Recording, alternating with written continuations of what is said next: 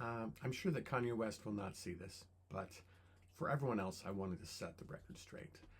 I do appreciate that he gave an apology, and because he has been diagnosed with bipolar 1, he felt it necessary to provide an explanation.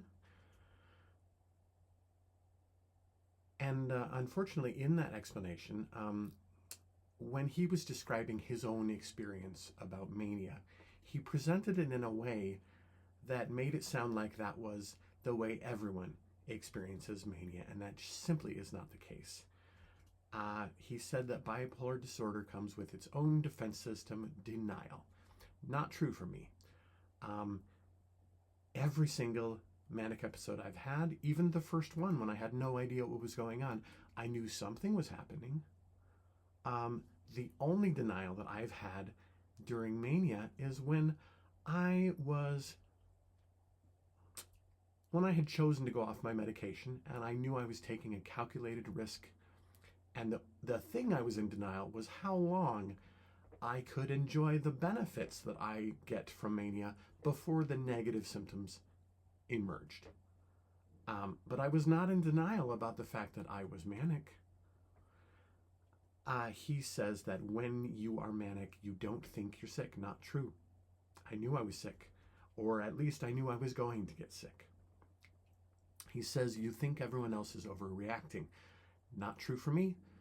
As soon as I do something wrong and I see the other person's reaction, I know they're being genuine. I know that I was the one that messed up. He says you feel like you're seeing the world more clearly when in reality, you're losing touch with reality. Not true for me. I know that is true for some, especially if they experience psychosis, which can include amnesia, hallucinations, or delusions. But no, I do not lose my grip on reality. My trauma has caused me to have low self-worth, low self-confidence, low courage, low hope, low optimism.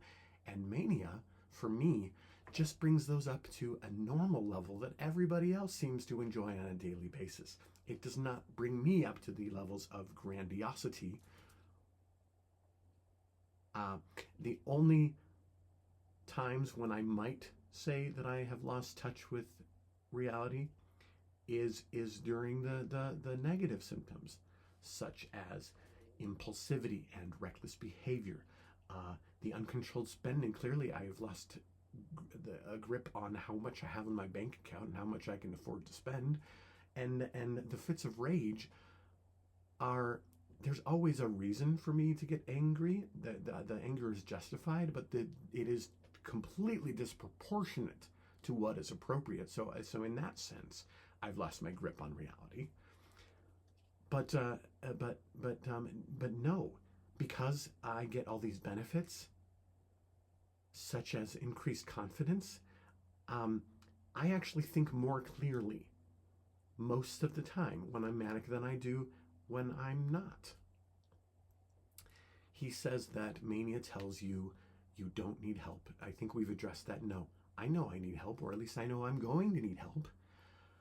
He says it makes you blind, but convinces you you have insight. I guess I already touched on that as well. No, I am not blind. I know exactly what's going on, and I do have more insight than I normally do. It says you feel powerful, certain. Yes, that's true for me and for pretty much everyone that I've encountered with bipolar who's had a manic episode.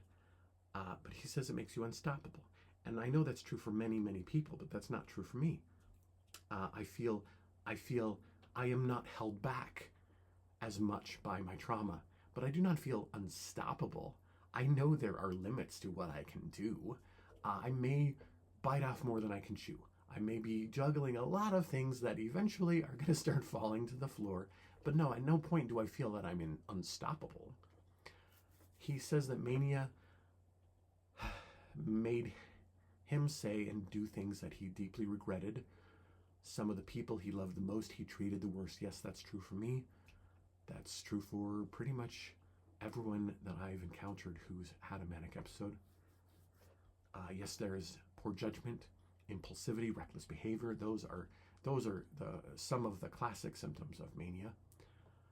And I also regret and am deeply mortified by some of my actions when I was manic. That's also a pretty universal thing. But he says when you go into a manic episode, you are ill at that point. Nope, not for me. For me, the progression starts out quite subtle and quite positive, and the benefits can last months before the negative symptoms emerge.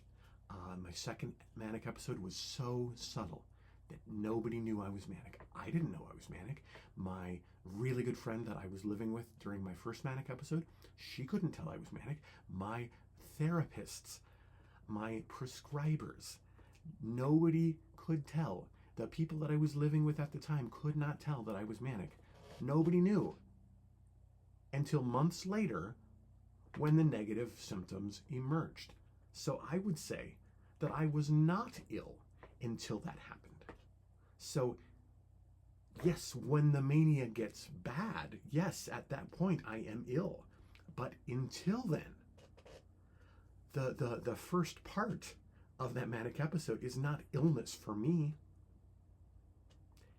And I'm sure that I know for a fact that's not true for everyone, but there are a crap ton of people around the world who have bipolar, and I would be surprised if there was not somebody out there who has had a similar experience where mania can be actually beneficial and not over the top for a period of time until it gets bad. So for me and anyone else out there, mania is not necessarily illness until it becomes illness. I could talk more, but those were the things that Kanye West said about mania, and I just wanted to set the record straight and invite you, whether you have bipolar yourself or whether you know someone, a friend, a family member, a coworker, a classmate, I would encourage you to do some reading and talk to other people that have bipolar and ask them if they're willing to share some more details about their experience, because I guarantee you their manic episodes are different from Kanye West's, and most likely their recent manic episode was different from the previous one and all of the ones before that. And if it's a mixed episode, holy cow, those are the most varied of all. It is surprising that a doctor can even diagnose a mixed episode, because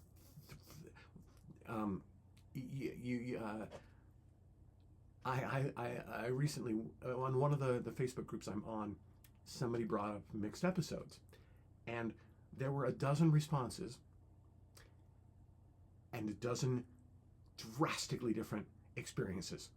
So I think it's the reason I made this video is because I think it's dangerous to make these broad generalizations about bipolar, specifically mania, because it is so varied and everyone's experience is so different.